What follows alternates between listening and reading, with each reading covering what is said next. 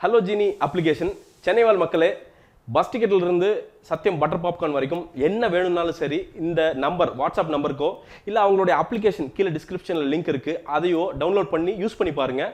பக்காவாக நம்ம சின்ன பசங்க நல்லா டெலிவர் பண்ணி ஏதோ டிஸ்கவுண்ட்ஸ் இருந்தாலும் அதை வந்து உங்களுக்கு வாங்கி தருவாங்க, பெரிய சார்ஜ் எதுவும் இல்லாமல். வெற்றிவேல் ரொம்ப பேரே வந்து ரொம்ப பாசிட்டிவான ஒரு பேர்.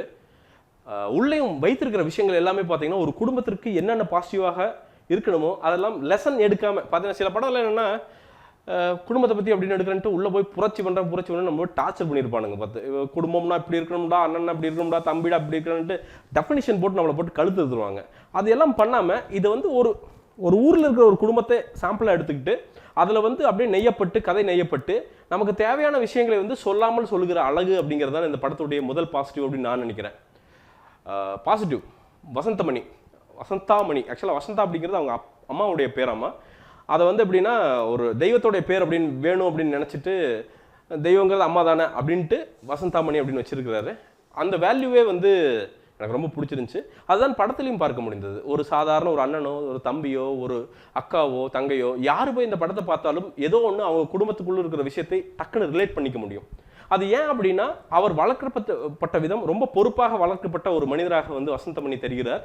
அதைத்தான் வந்து ஒரு பொறுப்பான படமாக வந்து வெளில வந்து கொண்டு வந்திருக்கிறார். இப்போ இதில் பார்த்தீங்கன்னா நெகட்டிவே இல்லை அப்படின்னா கண்டிப்பாக இருக்குங்க. மேக்கிங் வைஸ் பார்த்தீங்கன்னா பிரச்சனை இருக்குது, லாஜிக்கில் பார்த்தீங்கன்னா கொஞ்சம் இடிபாடுகள் இருக்குது. செகண்ட் ஹாஃப் பார்த்தீங்கன்னா ரெகுலரான கிளிச்சஸ்ஸு, ஹீரோ விழுந்துருவார், அடிச்சிருவாங்க, அப்புறம் திரும்பி எழுந்துச்சு வந்து கட்டை எடுத்து டமால் டுமில் அடிப்பார், இதெல்லாம் இருக்குது இல்லைங்களே. ஆனால் அவர் சொல்ல வந்திருக்கிற விஷயம் அப்படிங்கிறது வந்து ரொம்ப ரொம்ப யதார்த்தமான விஷயங்கள்.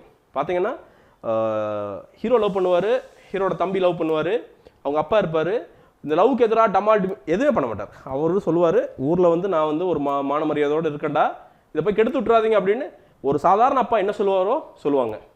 ஒரு பெரிய பொசிஷனில் ஒரு பஞ்சாயத்து தலைவர் இருப்பார் பிரபு அவர்கள், அவங்க பொண்ணு ஒன்றுத்தில் லவ் பண்ணும், அதுக்காண்டி வந்து லவ் பண்ணுது அப்படின்ட்டு அருவாலெல்லாம் எடுத்துகிட்டு சும்மா உள்ள போக மாட்டார். நம்ம ஊரில் எப்படி பேசி தீப்பாங்களோ அதுதான் இந்த படத்தில் செய்கிறாங்க. இந்த படத்தினுடைய இயல்பு அப்படிங்கிறது தான் வந்து இந்த படத்துக்கு வந்து ரெவன்யூவாக மாறும் அப்படிங்கிறது வந்து என்னுடைய திடமான நம்பிக்கை. அண்ட் இந்த படத்தில் இருக்கக்கூடிய கேரக்டர்ஸ், ஃபார் எக்ஸாம்பிள் எனக்கு ரொம்ப பிடிச்ச விஷயம், அது பாயிண்ட் பண்ணி ஆகணும். நிக்கிலாவாகட்டும் மியா ஜார்ஜ் ஆகட்டும் நடித்திருக்கிற எல்லா பெண் கேரக்டர்களுமே நல்ல தமிழில் பேசி நடித்திருக்கிறார்கள். டப்பிங்கெல்லாம் எதுவும் வந்து அவங்களே டப்பிங் பண்ணி நடித்திருக்கிறது அப்படிங்கிறது வந்து இந்த படத்தினுடைய வேல்யூவை அப்படியே வந்து மேலே தூக்கி இருக்குது. அது எவ்வளோ முக்கியம் அப்படிங்கிறது இந்த படம் உணர்த்தது. சும்மா ஒரு 4 டப்பிங் ஆர்டிஸ்ட் வச்சு அதுக்குள்ளேயே சுழல்கிற படத்திற்கு இடையில் இந்த படம் அப்படிங்கிறது வந்து டக்குன்னு வந்து நமக்கு வந்து யூனிக்காக தெரியறதுக்கு காரணம் அதுதான். அதற்கு வந்து நடித்த நடிகைகள் அத்தனை பேர்த்துக்கும் வாழ்த்துக்கள். அண்ட் நடிகைகள் பார்த்தீங்கன்னா இப்போது சசிகுமார் தம்பியை லவ் பண்ணுகிற ஒரு கேரக்டர் அவங்க வர்றாங்க.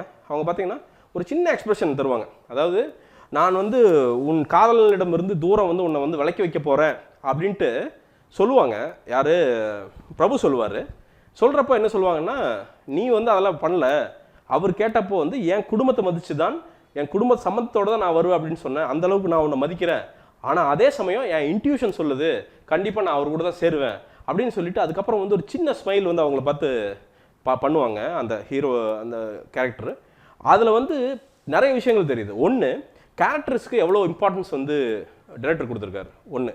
ரெண்டாவது, டயலாக்ஸ்க்கு எவ்வளோ இம்பார்ட்டன்ஸ் இருந்திருக்காரு, அந்த இயல்பான டயலாக்ஸ்க்கு. 2.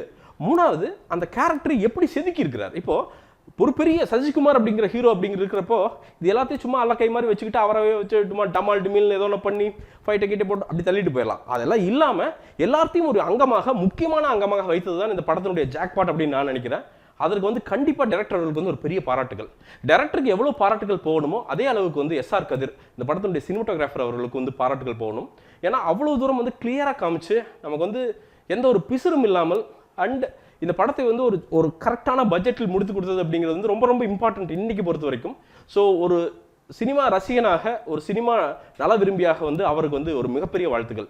இமான் அவர்களுடைய பின்னணி இசை மற்றும் பாடல்கள் ஒரு மிகப்பெரிய போஸ்ட். எனக்கு தெரிஞ்சு வந்து இந்த பாடல்கள் திரும்பி கேட்க வந்து நம்ம ரஜினி முருகன் மாதிரியும் மற்ற படங்கள் மாதிரியும் வந்து நமக்கு வந்து ஒரு பெரிய அடிக்ஷன் ஆகும் அப்படின்னு நான் நினைக்கிறேன். பிஜிஎம் அதே மாதிரி தான் ரொம்ப வேகம். சசிகுமார் எவ்வளோ தூரம் வேகமாக இந்த படத்தில் இருக்கிறாரோ அதே அளவுக்கு வேகமாக வந்து நம்ம வந்து பின்னணி இசை இருக்கிறத வந்து பார்க்க முடியுது. சரி, இந்த படத்தில் வந்து அப்போ நெகட்டிவே இல்லையா அப்படின்னு கேட்டிங்கன்னா, நெகட்டிவ்க்கு முன்னாடி ஒன்று சொல்லிடுறேன். சசிகுமார் அவர்கள் வந்து இதை வந்து மொத்தத்தையும் வந்து அப்படியே வந்து இந்த முதுகில் வந்து சிலுவை தாங்கிட்டு ஏறுகிற மலை மேல் ஏறுகிற இயேசு மாதிரி தான் வந்து தெரிகிறார். ஏன்னா அவர் தான் வந்து மெயின் கேரக்டர் அப்படிங்கிறப்போ அதை உணர்ந்து கொண்டு ஆனாலும் வந்து எனக்கு எல்லா ஸ்பேஸும் எனக்கு தான் வேணும்னு சொல்லாமல் எல்லாத்துக்கும் ஈக்குவலாக ஸ்பேஸ் விட்டு அவருக்கு கொடுக்கப்பட்ட இடத்தை சூப்பராக வந்து நிரப்பி இருக்கிறார் சசிகுமார் அவர்கள். வாழ்த்துக்கள். அண்ட் அனந்த்நாக் சசிகுமார் தம்பியாக நடித்திருக்கிறவர் ரொம்ப ஹம்பிளாக வந்து ஸ்க்ரீனில் தெரிகிறாரு. அது ஆக்சுவலாக வந்து நல்லதில்லை, அது கெட்டதாக தான் முடியுது. ஸோ ரொம்ப ரொம்ப சட்டிலாக ரொம்ப மென்மையாக இருக்கிறங்காட்டிக்கு வந்து இந்த சசிகுமார் அவர்களுடைய அந்த ஃபோர்ஸை வந்து இந்த கேரக்டரில் வந்து பார்க்க முடியாது அப்படிங்கிறது வந்து இந்த படம் மொத்தனையும் வந்து ஒரு முழுமையில்லாத மாதிரி தெரியுது. ஸோ இன்னும் கொஞ்சம் அனந்த்நாக் வந்து பெட்டராக பண்ணியிருக்கலாம் அப்படின்னு வந்து எனக்கு தோணுது. மொத்தத்தில் இந்த படம் என்ன அப்படின்னு கேட்டிங்கன்னா வந்து ஒரு ஹோல்சம் ஃபேமிலி என்டர்டெய்னருங்க. நீங்கள் உங்கள் அக்கா தங்கச்சி மச்சான் மாப்பிள்ளை எல்லாரும் போய் உட்காந்து பார்த்தீங்கன்னா உங்களுக்கு ஒவ்வொரு விஷயத்தையும் நீங்கள் வந்து ஒவ்வொருத்தருக்கும் ஒவ்வொரு விஷயத்தையும் வந்து அழகாக எடுத்துகிட்டு வெளில வருவீங்க. அதுதான் இந்த படத்துடைய மிகப்பெரிய ப்ளஸ் அப்படின்னு நான் நினைக்கிறேன்.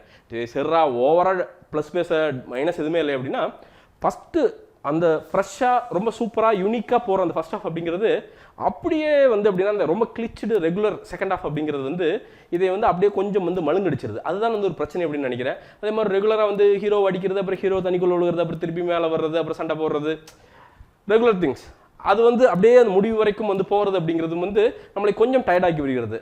இது வந்து யாருக்கு அப்படின்னா மேபி நான் இப்போ என்ன மாதிரி ஆட்கள் வந்து ரொம்ப இன்டெலெக்சுவல் நினச்சிக்கிற ஆட்களுக்கு வேணால் மேபி பிடிக்காமல் இருக்கலாம். ஆனால் ஊர் சைடு இருக்கிற ஆட்களுக்கு வந்து இதுவும் பிடிக்கிறதுக்கான வாய்ப்புகள் இருக்குது. மொத்தத்தில் என்ன அப்படின்னு கேட்டிங்கன்னா ரொம்ப சிம்பிளாக சொல்லிடுறேன். நீங்கள் ஒரு குடும்பம் அப்படின்னா 120 ரூபா கொடுத்து போய் பார்க்கணும் அப்படின்னா கண்டிப்பாக பாருங்கள், உங்களுக்கு மிஸ்ஸே பண்ணாது. ரொம்ப சூப்பராக ஒரு சென்டிமெண்ட்டாக ஒரு மன நிறைவோடு கண்டிப்பாக வெளில வருவீங்க. ரொம்ப இன்டெலெக்சுவல் நான் வந்து நிறையா வந்து மாதத்துக்கு 40 இங்கிலீஷ் படம் பார்ப்பேன், படுத்துட்டு பார்ப்பேன், நிமிந்துட்டு பார்ப்பேன் அப்படின்னு ஆட்களுக்கெல்லாம் வந்து இது ரெகுலர் சசிகுமார் யூஷுவல் ரோல் அப்படின்ட்டு வெளில வர ஆட்களுக்கெல்லாம் வந்து இது கண்டிப்பாக படம் கிடையாது. போய் காசை வேஸ்ட் பண்ணாதீங்க. ஜென்ரல் சீசன்டர் ஆடியன்ஸு ஒரு நல்ல ஒரு குடும்ப பாங்கான தமிழ் சுவை நிறைந்த ஒரு படத்தை பார்க்குற ஆடியன்ஸுக்கு கண்டிப்பாக இந்த படம் பிடித்திருக்கும். மித்த ரொம்ப கமர்ஷியல் ஃபைட்டு டமால் டுமில் அந்த ஆட்களுக்கு வந்து இந்த படம் வந்து போர் அடிக்கும். இதுதான் இந்த படத்தினுடைய சாராம்சம். மொத்தத்தில் இந்த படம் அப்படிங்கிறது வந்து கண்டிப்பாக one time watchable beautiful family entertainer. தவறுகள் சிலது போல இருக்குது, ஆனால் அதையெல்லாம் தாண்டி வெளியில் வரும்போது அந்த கொடுக்குற சாட்டிஸ்ஃபேக்ஷன் அப்படிங்கிறது தான் இந்த படத்திற்கு கமர்ஷியல் வெற்றியாக அமையும் அப்படிங்கிறது வந்து என்னுடைய திடமான நம்பிக்கை. இந்த படத்திற்கு என்னுடைய மார்க் அப்படிங்கிறது வந்து நிச்சயமாக 5க்கு வந்து ஒரு 3.25 தரலாம். கண்டிப்பாக ஒரு தாட்டு போய் பார்க்கலாம், போய் பாருங்கள், கண்டிப்பாக உங்களுக்கு பிடிக்கும் அப்படின்னு நான் நம்புகிறேன். இன்னும் ஒரு விமர்சனம் முன்னோட்ட வீடியோவுடன் கூடிய விரைவில் உங்களை சந்திக்கிறேன். அதுவரை நன்றி, வணக்கம்.